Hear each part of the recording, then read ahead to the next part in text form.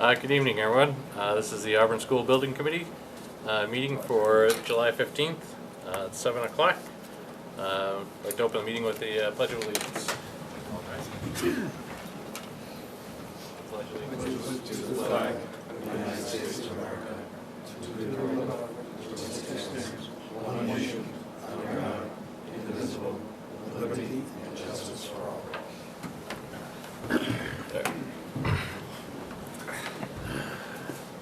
This meeting is being recorded, and ask if anybody else is recording.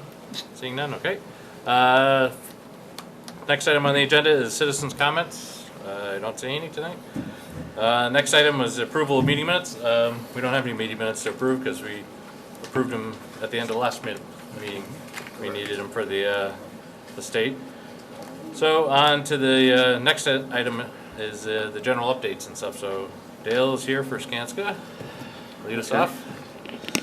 All right, first I'd like to introduce Ben Murphy. He's with Skanska. He's going to be helping us, and Paul Neela for the most part behind the scenes. And I think an email came out to introduce Ben. So he's been on site too. When Ed's on vacation, Ben will fill in for him.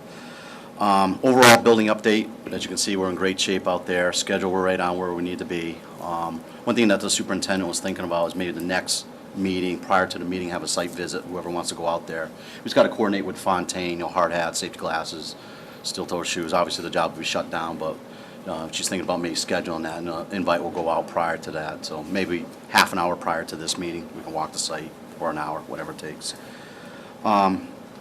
West Street update. I attended a meeting with the engineer VHB with MassDOT last Thursday. It was a very good meeting, very productive.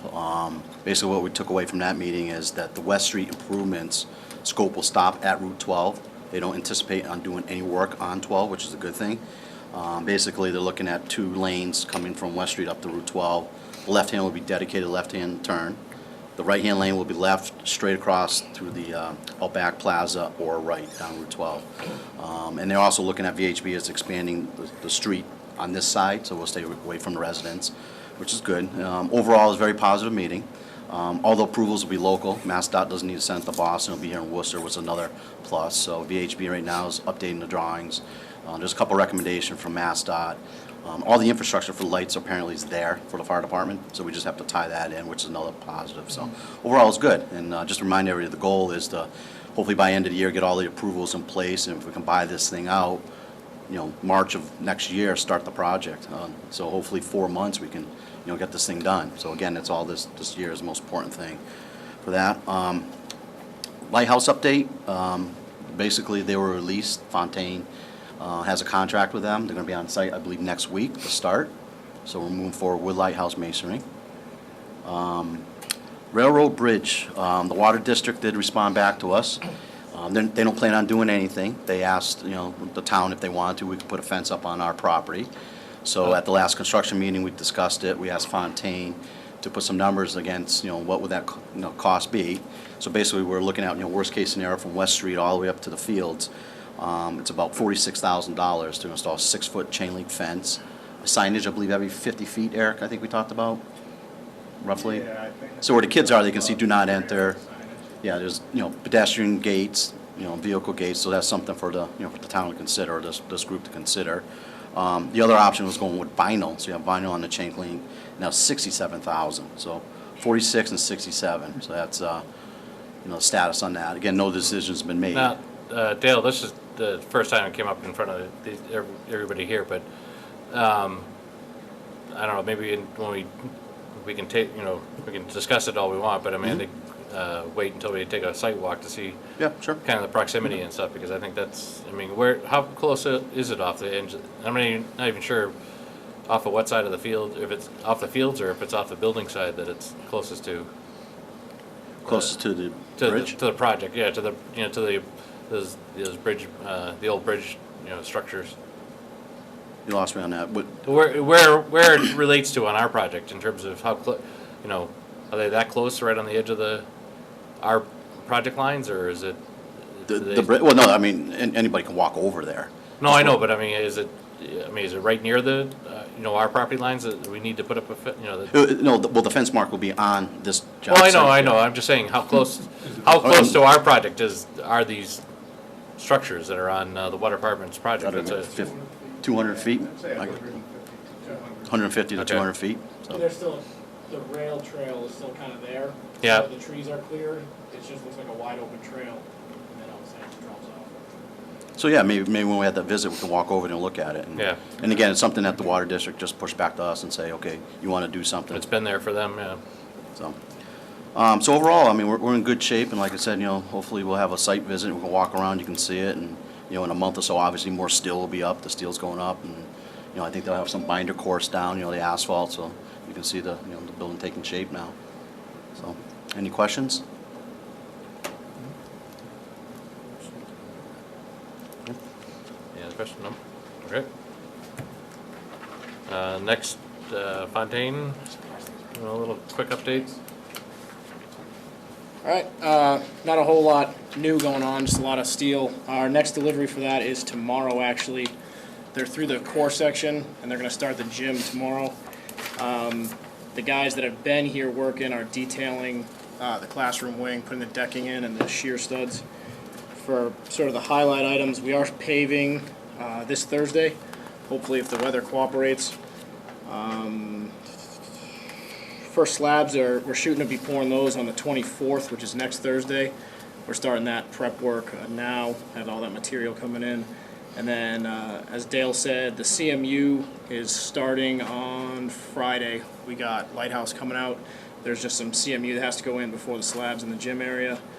Structural steel's ongoing. All the plumbing and electrical underground work is just ongoing. They're starting to come in, put their sleeves in the decking before we start pouring up there. And then exterior framing, which is a big milestone for us, we're shooting to start on the 28th. Anybody have any questions schedule-wise? That's all I got. Thank you. Yep. Okay, Eric? So I have a handout I can pass around here. This is an update on the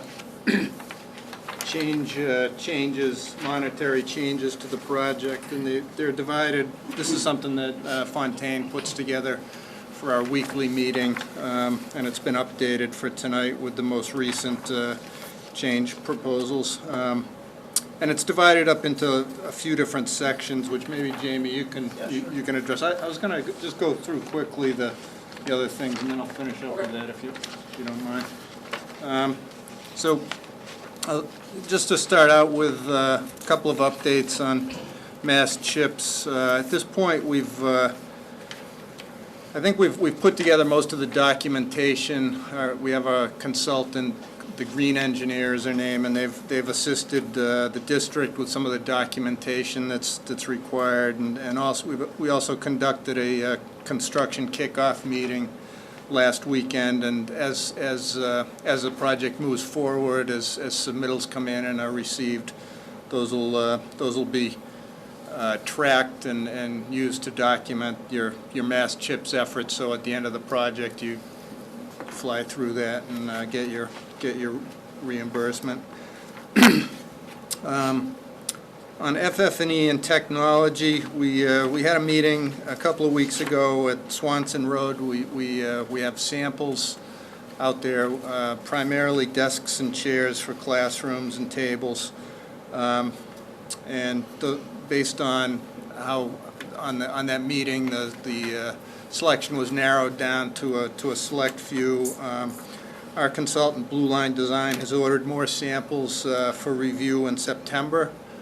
When the teachers come back and when staff is around to look at these, and the idea is that we're trying to get an assemblage. Some of these tables go together different ways in hexagon shapes or otherwise, and we're trying to get enough tables to actually put together so we can see how that looks and how much space it takes and that sort of thing, and people can get a feel for how that might work. The real next push for FF&E and technology is in September through November, and that's when we'll get the really the lists of equipment and really start to fine tune what has started as kind of wish lists from each department. And, you know, now that we have those, it's being assembled and compiled, and you know, we start to put budgets to things and prioritize what's really the high priority items versus what maybe can be a secondary priority if budget allows. So that's really our next major phase is in September through November. On construction, we've been having regular meetings. Jamie explained progress pretty much. We have had some pre-conference meetings. We had a meeting with the concrete subcontractor regarding the slab pours, which are imminent, and got some of the techniques and testing issues resolved. We've also requested a pre-construction meeting with the metal framing. Before that starts, we like to get together and discuss any issues that might come up. We've been getting a lot of submittals. Windows and precast shops are coming in. We're reviewing those. We're also starting to receive a fair amount of samples, and we will be, as I mentioned last time, we'll be preparing color boards for your review and approval once we get all of those samples in-house. So that pretty much is my update, and with the exception of the change order status. I know we had discussed earlier, at one of the earlier meetings, change order proposals and what did we see on the horizon for those. So this is something that gets, this document's used on a weekly basis to track those things. And Jamie, if you could maybe just touch on the various categories here. All right, this is kind of painful to look at, but it's not as complicated as it looks. The first line items that are blank, that's just where we put our contingency items that we're tracking. Those are things that Fontaine, as the CM, plans to put towards the construction contingency. So that's sort of all internal to the project. The allowances, same thing. We have the boulder removal, trench rock, open excavation. All those allowances are values already in the contracts with subs. It's just a way for us to track it so we know where they're coming in. And the contract change order requests, those are actual additions in scope, like the linoleum change or things that get added on after that will be formal change orders from the design team to us that are approved through the board. And then that's the pendings up top, and then approved. This is a kind of a construction meeting document, so it's approved in terms of Skanska and LPA took a look at it. They've reviewed the costs and they approve it cost-wise, but it doesn't mean it's been approved by the board. That's why all the approved COR is not in owner CO. All those items are they've all been reviewed. The PRs have been issued, but they're not actually in a change order yet. So I don't mean to confuse it with approved, but you guys are all looking at it saying, it's the first time I've seen it, how did I get approved? But that's the basic breakdown of it. And then as the contingency items that are approved, we on a monthly basis in our rec meetings basically just take them and roll them into the actual contingency to be applied. And we have a log that just tracks that too, so we know exactly what we have for contingency and when what was applied to it. So any questions on just the eyewash spreadsheet? I'll go through, my intention tonight was to go through a few of these, in particular the scope changes that we now have some numbers on. Just on the sheet here, down at the bottom toward the on the right side, you have total applied to contingency, and you have total approved change order contract CORs 21,392, and the total contingency CORs. Are those supposed to be up in the your contingency summary area? Note that total applied on the bottom, the 15,957.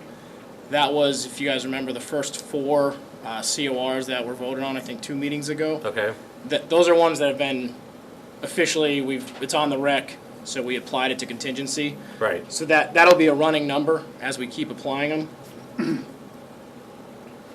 Whereas the ones, if you see to the left of it's that, pending, where it okay. says approved change orders, Yep. when we get the first, say change order 1, we'll just have a running tally there too. It'll be change order 1 was X amount, change order 2. So then that way, this is sort of all encompassing of Okay. what's out there for change orders and contingency usage.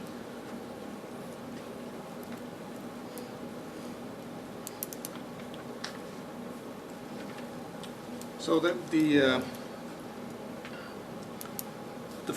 first category up here, the allowance change order requests have to do with rock removal. And at this point, am I correct, Jamie, that we're currently running a little a credit in that category? Yes, yeah, So- that's negative because it's essentially, there's still 21,400 and change left in the allowances that are in the contract. And that's primarily because in their allowances in the CM agreement, Fontaine carried an allowance of $40,000, assuming that there would be some additional ledge quantities, and that has been the case. We encountered many more boulders than was anticipated. Those are all categorized and quantified by your owner's project manager. And, at this point, you still have about almost $21,500 left. And I think at this point, they're still chipping away at some areas, but, Really, all they have left is the utilities right around the turf field. So I would say, underground work, they're about 85% done. So we should be, as soon as we're done with everything underground, we'll we'll close this out, and the money that's left, we'll just put it into the construction contingency, and then, which at the end of the job, will end up coming back, so. But this is traditionally an area where you can see a lot of overages with unforeseen conditions with the site underground, unforeseen conditions, and so we're happy to see that we're staying within that allowance. The next 4 items, I'd like to talk about those and just give you a brief description of them. And I'm going to start with I'm going to go from the highest amount to the least. I'm going to start with number 17, which is the VCT change to linoleum. This was a request. If you remember, we visited the Sherwood Middle School in Shrewsbury. They used linoleum there, pretty much across the board. The cafeteria, the corridors, the classrooms. They used a sheet linoleum, and it had heat welded seams. And the nice thing about it is, besides it's fairly resilient and quiet, it's also easy to maintain. It's not something that you have to wax and strip yearly. It cleans up without the chemicals that you would use on VCT. So we asked, based on the positive reaction to that, the request was that we asked for a change on this project to go from VCT to linoleum. And the total amount for that is about $344,000, almost $344,000. And that is crediting back the VCT cost. And the linoleum is it's more labor intensive to install. It's got the heat welded seams. It's a sheet material, but it takes longer to install, so the labor costs are higher with it. But over time, you'll see some payback with the maintenance, because you don't have the waxing and stripping that's involved. Any questions on that? What, scope-wise, this every classroom, every hallway, what are we talking? Every classroom, every teacher workroom, all of the special ed rooms, the science classrooms, corridors. The VCT went partially into the stairs, so that was changed out too. The bridge over the lobby And we also asked for a separate price, and that's incorporated into the 343 to change the, we had rubber flooring, rubber tile specified for the cafeteria. And this would change the rubber tile to linoleum there. And that's actually a credit. The rubber tile is actually more expensive than the linoleum, so you're seeing the capital flooring, the resilient flooring contractor is offering a credit of, I think, in the vicinity of about $21,000 to change from rubber tile to linoleum. We've looked at the prices. We only got this afternoon, so we haven't done an exhaustive study on it. But based on what I've looked at in RS Means, which is a cost estimating publication, it's in the ballpark. It's about where it should be with the unit costs, especially when factoring in the schedule and that added overtime is needed to go to the linoleum at this point and still maintain schedule.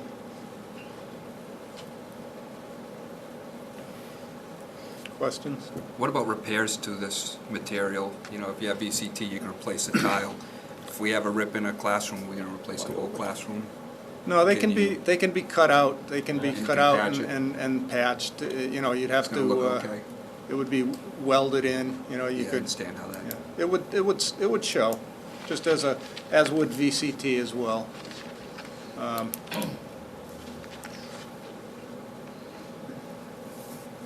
Page? What would the lifespan approximately be with the linoleum versus the rubber?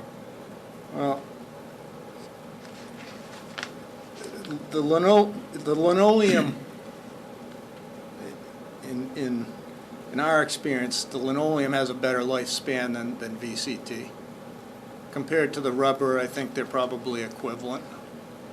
But the linoleum will perform better than VCT. VCT, when they stopped putting the hazardous materials into it, it became much more brittle. They don't use the adhesives that are used are not as strong. It's more susceptible to moisture, and like I said, it is a more brittle product. So it's the VCT that's available today is not performing as well as the VCT of 20 or 30 years ago even. So we feel like the linoleum is a better long-term product. Dale, any comments? No, just so you know, we're still checking the pricing on it, but Derek said it's in the ballpark. We definitely said the product. The last schools are actually cheaper. You know, and there were, I mean, is it worth it in the cafeteria? I mean, you went with the rubber tile before in the cafeteria, I would assume for various reasons. Now you're changing it. Are you looking at changing it all just to keep it well, as part of one it's project? part of one it's product? maintenance. Yeah. Why have a separate material that you have to treat differently? You know, maybe you need a different machine or buffer or something for that. So that the idea is that, you know, it's appropriate for cafeteria use. We've used it in other cafeterias. It's holding up well. So it gives you that continuity. I mean, you wouldn't have to, but as I said, they're offering actually a credit to go. No, I understand To that, go but from I mean, especially where it's an auditorium too. I mean, you're using it, the Yeah. stage and everything else. I mean, I know you were concerned about acoustics and reverberation in No, there. it's I mean, does rubber work better for that, or is linoleum okay No, with it? I mean, linoleum, it's a cork-based product. It's got characteristics similar to rubber. It's not a significantly different acoustically. Mr. Chairman, Eric, you indicated overtime? Yeah, maybe, Jamie, maybe you Why can would speak to overtime be that. required when not nowhere near that portion of the work yet? Yeah, for VCT, you guys have all probably seen it. It's lay the glue down, stick the tiles down. For actually doing the linoleum floors, it takes about 2/3 as much time. as just a VCT floor, they have about 3 weeks for each section of the building to get done. So unless I tell them they can extend their schedule, they're already tight doing VCT there. So I told them, you still have 3 weeks, what's it gonna cost to get it done? So we could back that out, and then we can look at the durations of what it's gonna take, but then now you're looking at pushing an end date in the end of it, so.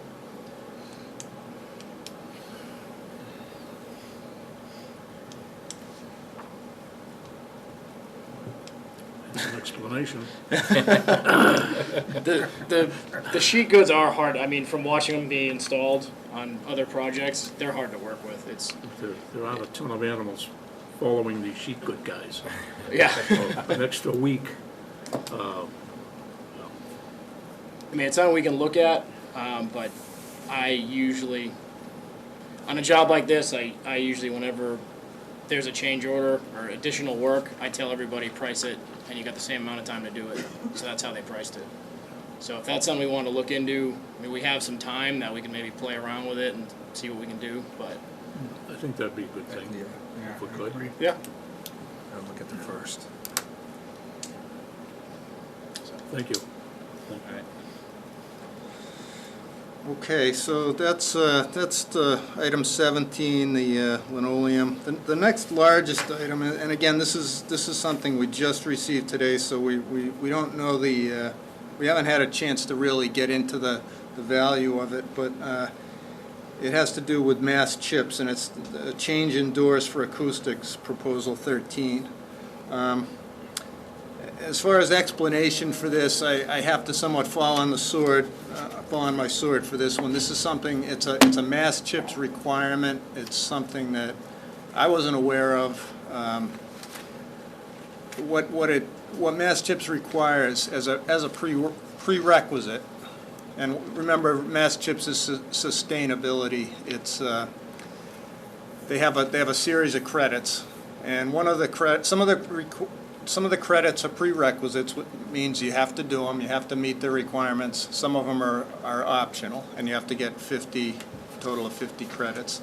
So one of the prerequisites is acoustical performance, and to meet that credit, you need to actually have an acoustical engineer write a report based on your project, and they make recommendations on STC ratings, sound transmission ratings of doors, partitions, mechanical equipment. They look at all of those things, and they make sure that your building operates properly acoustically.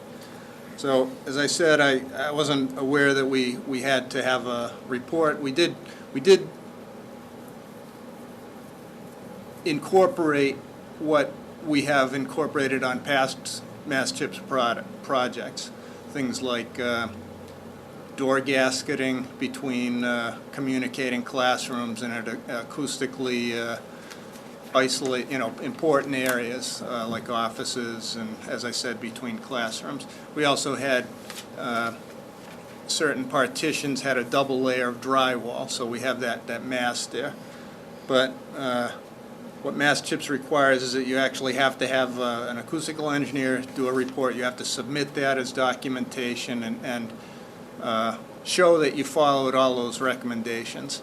And we didn't have that. So Lamro Pagano hired an acoustical engineer at our expense. That's not something you'll see.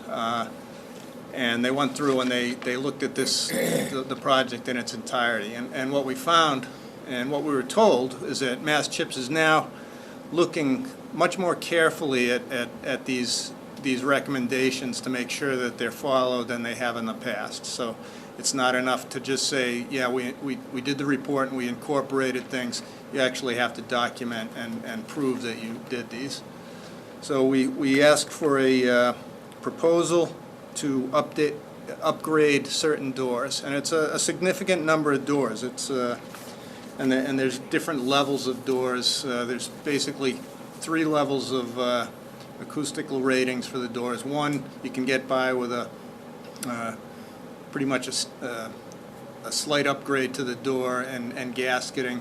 2 is a little higher level of STC rating, and 3rd requires a specialized frame hinge and door assembly. So it's sold as a package, and it's actually, it has to be tested by the manufacturer. So we categorized all of these doors. We asked for the proposal. Just came in today, and it's about $84,000. And as I said, it impacts quite a few doors. We have, I think, divided it up into different categories. So in the first category of doors, there's about 68 openings. There's 8 openings in the second category, and in the one that requires a special door and frame, there's 22 openings. So it's about, it's about 100 door openings. Some of them, as I said, were already specified with gasketing, but many of these were not. So, it's adding gasketing and a special door bottom to each one, and there's labor involved with that. So we're going to go through this in depth and see, is it a fair price? If it's not, we'll ask Fontaine to rebid it. This is something that, it's required, but we've caught it early enough, so there's not an impact in terms of having bought out materials or having fabricated materials that can't be used. Mr. Chairman, you said there's about 100 doors, $84,000, $840 a door. Additional. Do I read you right? Well, it's Some on are more, average, some are less. On average, yeah. On average. Some of that's, and some of that's labor, some of that's material, obviously, but Did the doors cost $840? no. A door, the difference in, I can't tell you what the cost difference of the door is, but I can tell, it's a different type of door. It's got a different type of core. It's got a sound attenuation core versus a regular particle core, just solid core door. On the surface, it looks kind of a little outrageous. Well, as I said, we just saw it today. We'll go through. I understand, yeah. We'll do our diligence and go through it in detail. But that's those are the two most significant. I understand Mass Chips and sustainability and, saving electricity and being, good to the environment and everything else. What's acoustics got to do with sustainability? Well, it's not. It's Mass Chips has. It's not all just energy savings. It's the indoor environment, and it's got to do with sound transmission between classrooms. It's got to do with air quality. So it's providing a better learning environment is the goal. So it's not all just about energy. But as I said, we'll go through that and report back. The other two items on here, additional cost for electrical inspections. There was a discrepancy between the specifications and what's on the town's website for electrical inspection costs. And some contractors called and actually got the actual electrical permit costs. Others just used the online information, which stated that basically it's essentially almost zero for the permit. So there's a significant difference, and because the town uses an outside inspector for some of these, there is an actual cost to the town. It's not a matter of just paying from the town passing it from one hand to the other. And then the fourth item on this, the mop sink and the gym storage. This was a request made by the district so that they could have a mop sink in close proximity to the locker rooms. We don't actually have a mop sink in the locker rooms.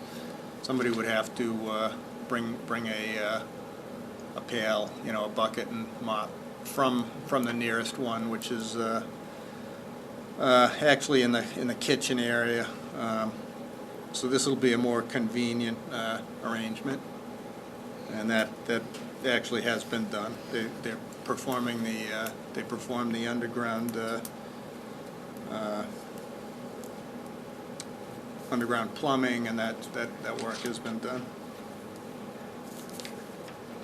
Any questions on any of these or any of the other items on this? Through you, Mr. Chairman. Sure. Eric, I think, I'd really appreciate having a harder look at 17 and 18 on the linoleum pricing issue. We will. And the doors. Yeah. If you could really, you know, hone in on those two. Yeah. One of the things we didn't get with Do we need these. to comply with every one of those doors, or can, Well, you know, like he says, those Yeah. acoustics have to do with energy saving, but I understand, you know. it's They're doing their job and you're trying to do yours, but Yeah. those numbers kind of frighten me. it is. Yeah, it's more than we expected, but it is, you know, it's a pretty good quantity of doors. But we'll go through the process. We've asked for additional information. We didn't get a labor material breakdown. We got basically a lump sum for this. So that's the first step, is to go back to the sub and get that information so that we can review it. Thank you. all I Now, Dale, in our overall master budget, where it changes right now are against which line item in here? These kind of changes, I should say.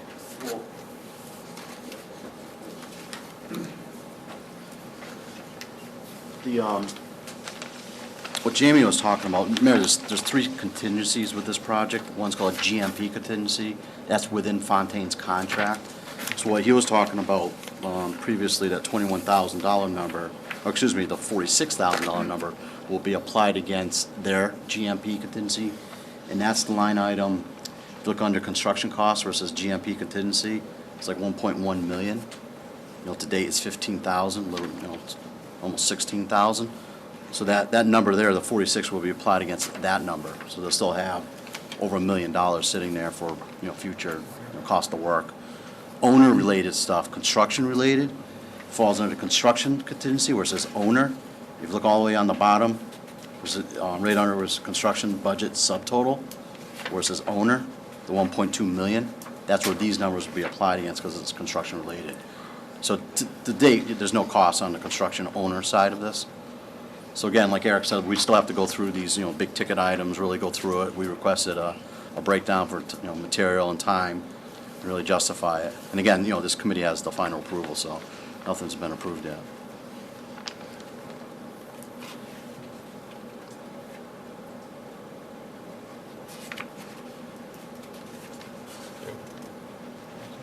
Good? Any questions?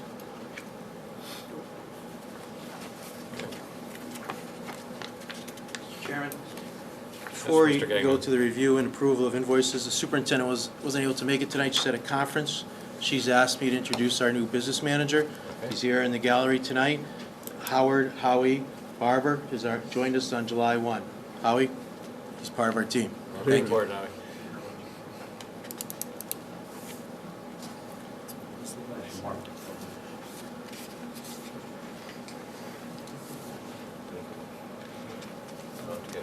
One thing to remind the committee too is, as we have change orders, we're not guaranteed the MSBA will reimburse you, so this may be 100% your cost. So what we'll do is, as you approve these, we submit them every quarter. They'll go through the change orders, then they'll weigh in on if they're reimbursable or not. Historically, as we make changes, they have not been. You know, the delta or the premium, the change material, so. So the 3011 sheet, when it was figured out, was it on the contingencies, was it shown as 100% to the town, or was No. it done as a division? 100% to the town. It was shown? Yeah, yeah. It was divided that way, Yeah, okay. yeah, so that's worst It case. was already showing it? Yep. Okay.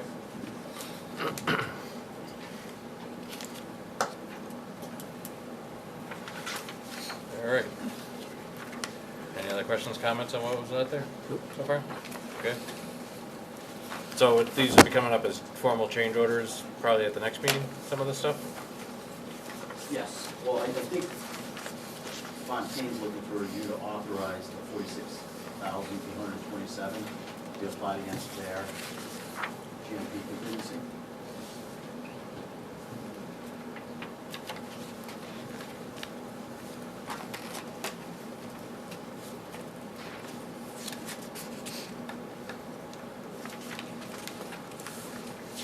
Somebody probably should just run through quickly, just to give an up.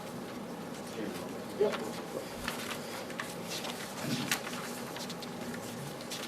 All right, so the first one, the shoring at the acid waste tank, that was basically schedule driven, having the site guys signed up when we did and not having a plumber signed up.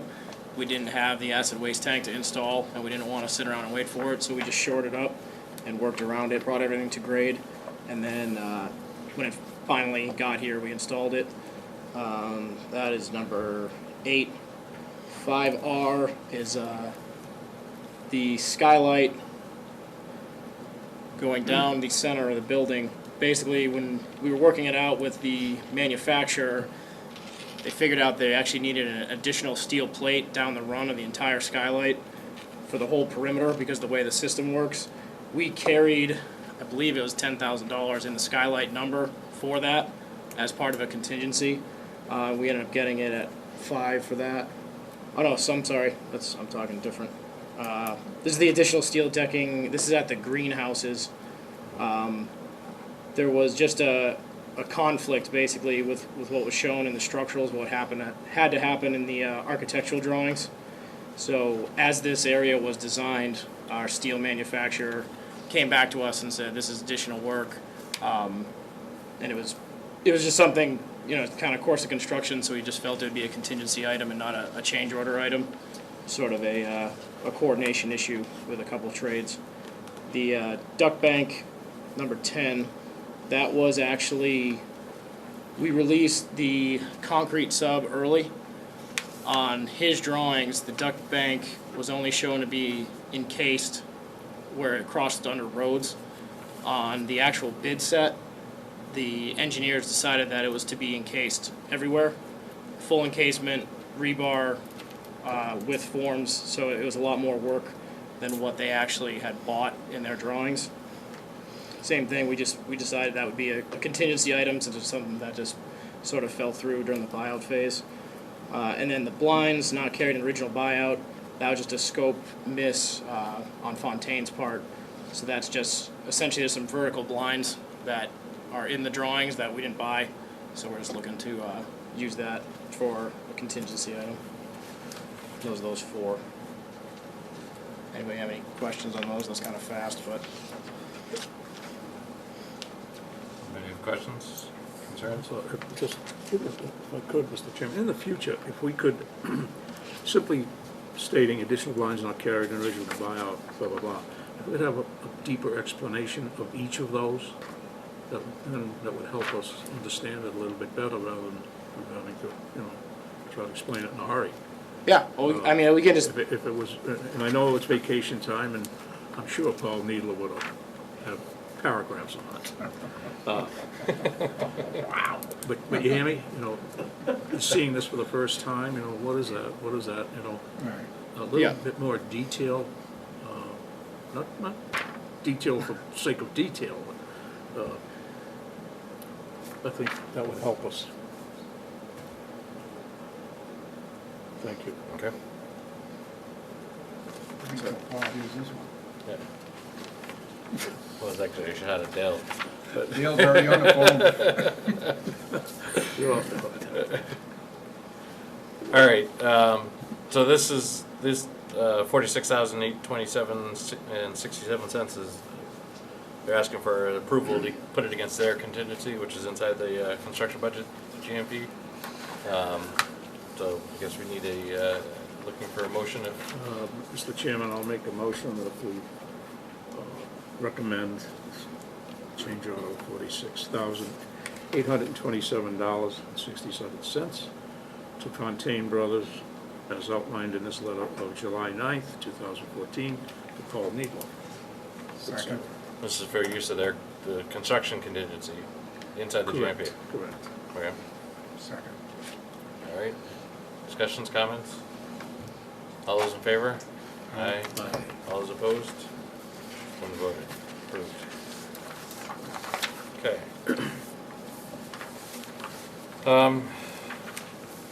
Invoices, review of invoices and approvals of those.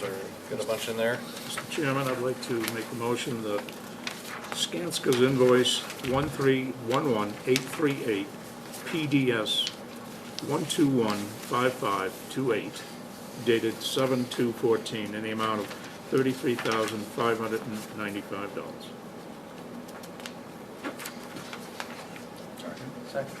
Okay. Discussions, concerns, questions? All those in favor? Aye. All those opposed? It's been approved.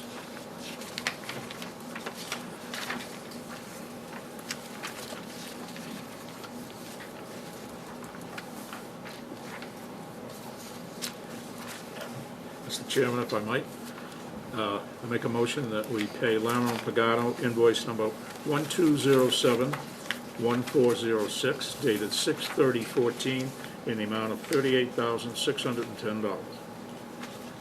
Second. Questions, comments?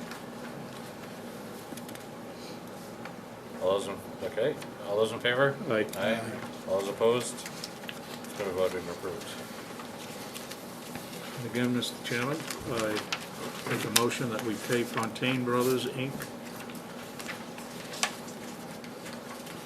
Application number 3 dated July 7th, 2014, in the amount of $1,310,000, $127.98. Second. I have a second, okay. Questions, concerns? Okay. Eric, you did sign off on this one? We don't have a signed off copy here? But- Yeah, Okay. yeah. We still don't have we don't have your signed copy in the, well, Dale's got it.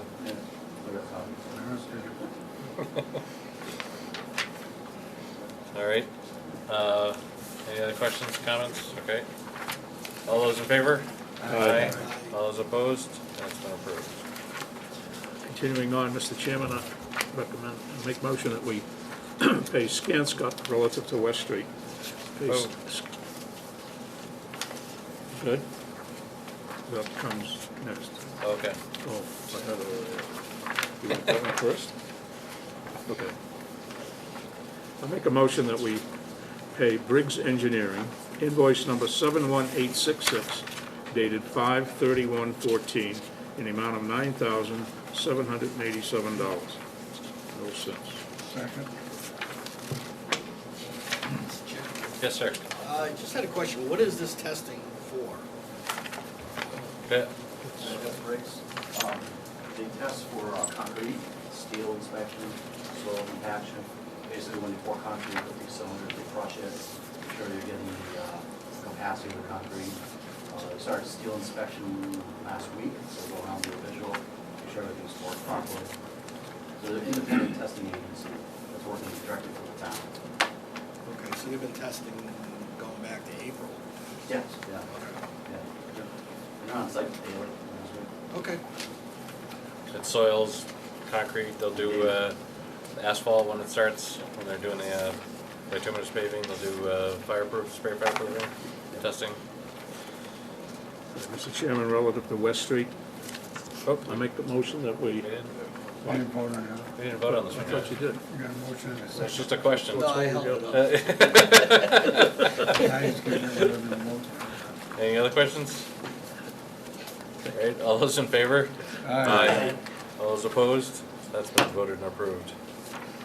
Now, on to, Mr. Chairman, I make a motion to pay Skanska relative to West Street, invoice number 1311838 100121562, dated 7/2/14 in the amount of $725. Second. we have a second, okay, any questions, concerns, comments? Okay, all those in favor? Aye. All those opposed? It's approved. Again, Mr. Chairman, relative to West Street, I make a motion that we pay VHB,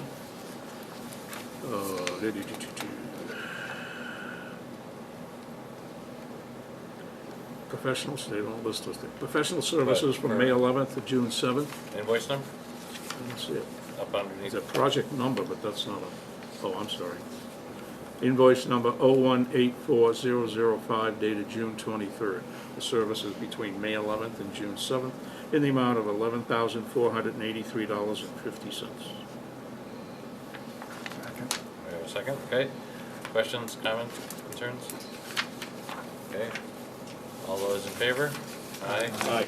All those opposed? That's been approved. I'm done. All right. Takes us through all the invoices. Any other items, concerns people want to bring up for either this meeting or for future meetings?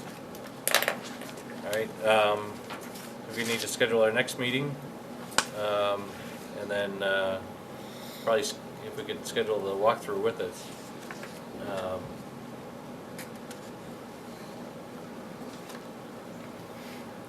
For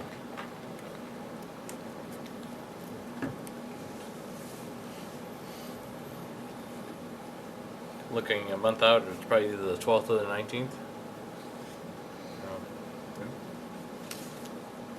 Do we, So what do you wanna do? You wanna put up two and then see what you come back with making a site plan? Yeah, I think there was potentially a conflict too with other meetings with the town.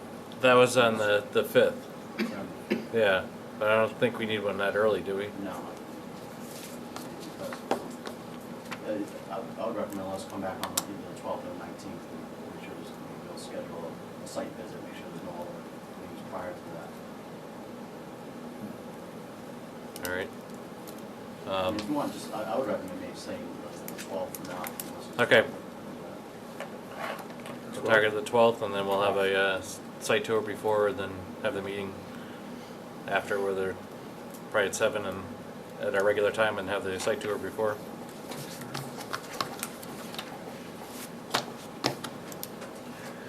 Okay. What did you just agree to? Next, we're targeting the 12th of August for the next meeting. The regular meeting will be at 7. We'll have a site tour before. It's probably gonna, I would say, probably start at least 6. So we have enough time to walk around and then get back in here. Meeting starts at 7 and we come We'll have a site tour an previous. hour early. Right, Okay. if you're interested in the site tour. Okay. And if there's nothing else, then I would, Make a entertain. motion, we adjourn. Second.